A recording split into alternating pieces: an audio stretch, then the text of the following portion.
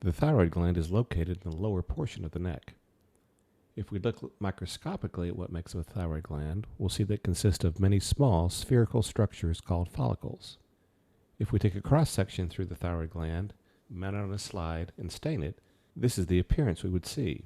Each of these represents a thyroid follicle. The cells that surround each follicle are called follicular cells. The pink material at the center of each follicle is called colloid. The major component of colloid is a protein called thyroglobulin, which serves as a scaffold on which thyroid hormones are synthesized and stored. Let's look at the relationship between the hypothalamus-pituitary gland and thyroid gland. This is a major system that regulates thyroid hormone production. Initially, the hypothalamus releases a hormone called TRH, or thyrotropin-releasing hormone. Thyrotropin-releasing hormone travels through the hypothalamic-pituitary portal system to its target cells within the anterior pituitary.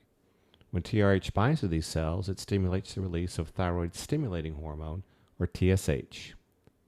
TSH then enters the systemic circulation. Its primary target is the thyroid gland. At the thyroid gland, TSH binds to receptors on the follicular cells and stimulates the synthesis and release of thyroid hormones T3 and T4. One of the important concepts we're going to highlight throughout the endocrine system is the role of feedback. As circulating levels of T3 and T4 increase, they feed back on both the anterior pituitary and the hypothalamus, decreasing the release of TSH and TRH. Conversely, when thyroid hormone levels decrease, that negative feedback is reduced, allowing TSH secretion to increase. We use our understanding of this relationship to utilize TSH when we evaluate thyroid dysfunction to determine the potential cause or location of thyroid disease. Let's look more closely at what TSH does to the thyroid gland. TSH stimulates the uptake of iodine from the bloodstream into the thyroid follicular cells. The iodide is then transported across the apical surface of the follicular cells into the colloid. Thyroid-stimulating hormone also upregulates the expression and activity of thyroid peroxidase, or TPO.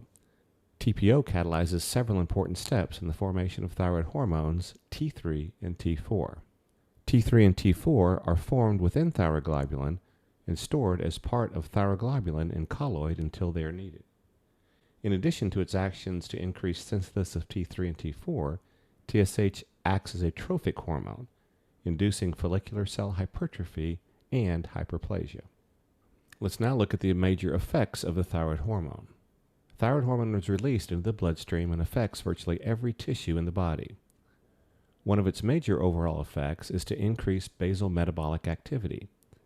It increases the expression and activity of many proteins involved in cellular metabolism, including the sodium-potassium ATPase pump, and it also influences mitochondrial activity and energy utilization.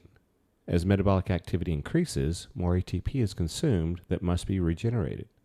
These metabolic processes generate heat, so thyroid hormone has an important thermogenic or calorigenic heat-generating effect. Thyroid hormone also increases responsiveness of several tissues to sympathetic stimulation.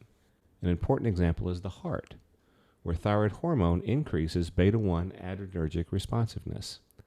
This makes the heart more sensitive to catecholamines, contributing to increases in heart rate and contractility. Thyroid hormone also has important metabolic effects in skeletal muscle and adipose tissue. In skeletal muscle, it increases metabolic activity and protein turnover. In adipose tissue, thyroid hormone promotes lipid mobilization and increases lipolysis. These effects increase the available of fatty acids for energy use. These effects on skeletal muscle and adipose tissue will become clinically important when we discuss hyperthyroidism, contributing to the patient's presenting signs and symptoms. Thyroid hormone is also essential for normal growth and development, particularly normal development and function of the nervous system. Finally, thyroid hormone affects the gastrointestinal tract. This effect will become obvious when we discuss thyroid disease and its effect on gastrointestinal motility.